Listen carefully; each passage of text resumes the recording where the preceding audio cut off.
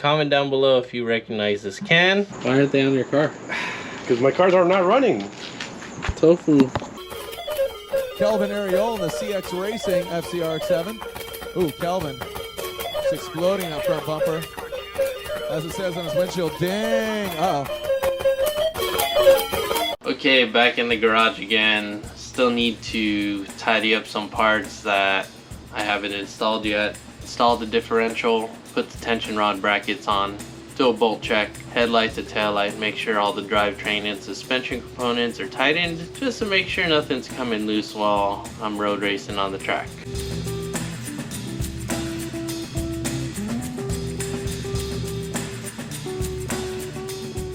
Okay, so this is why we do a bolt check, to make sure everything is tight and nothing is loose.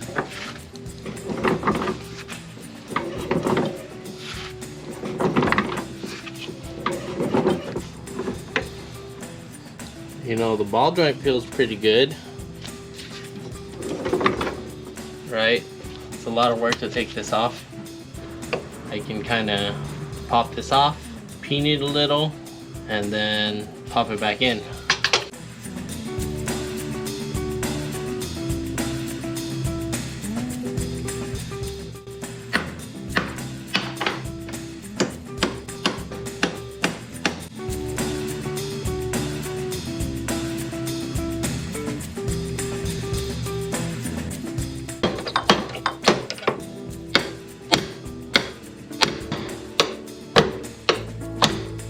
Nope, she's still loose.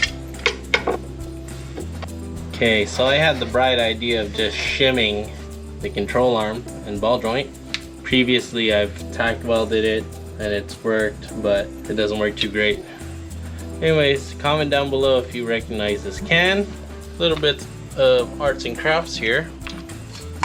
Eventually I'll get new control arms. We actually have some brand new ball joints here. We're not going to use them. We're going to use them as a template though, so we can see how much of this we can wrap around. About 4 thousandths. So we're going to add about 8 thousandths of an inch. And we're just going to run the strip all the way around.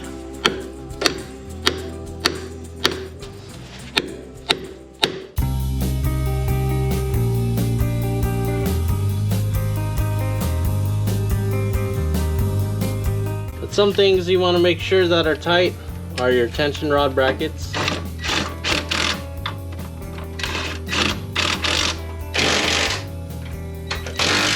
I didn't record it, but I just put in an oil pressure gauge. There's the line right there, and the line comes up at the bottom of the oil pan and comes up away from the headers through that little grommet. It then goes through the firewall. It ends up right here.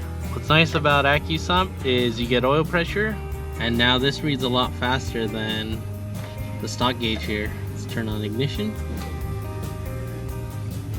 There we go. Start it up. Watch your mechanical one as I give it a rev. Let's watch the stock one as I give it a rev. Not much of a sweep there. It's a little slow. Getting a little more tired. Anyways, I got to take out the diff, swap in the LSD, and that's I'm gonna be drifting the track. So I never really drained the pan all the way until now. There's a chunk of something in there.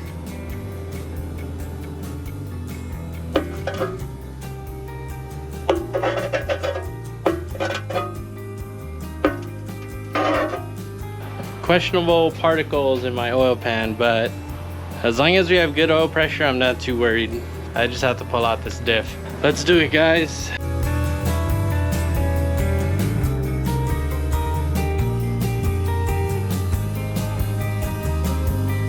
It's probably the hottest time of the day right now, with the sun peeking through. Oh, cool. Okay, so here is my 3.9 LSD. Rebuilt it a while back with a Weir MK2 Celica Supra rebuild kit.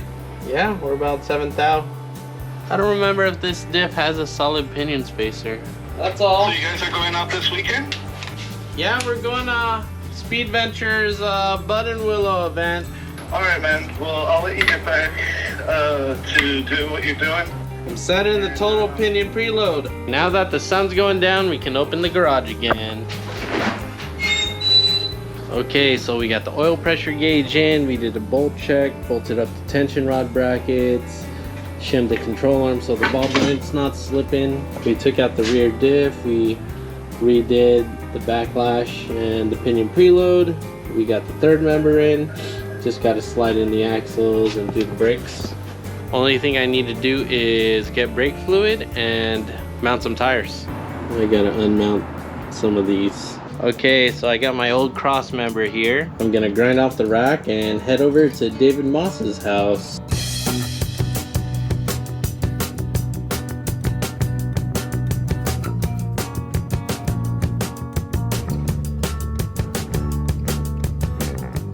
I'm liking the car. You guys know Moss Motorsports? Looks like a AE86 one from the motor mounts were cut, and the tabs for the steering rack were cut. Well, this is actually a TE cross member. It's a TE? Yeah. Okay. It's a TE. So I actually welded my rack on there because I was too broke. I'm also here for this tire.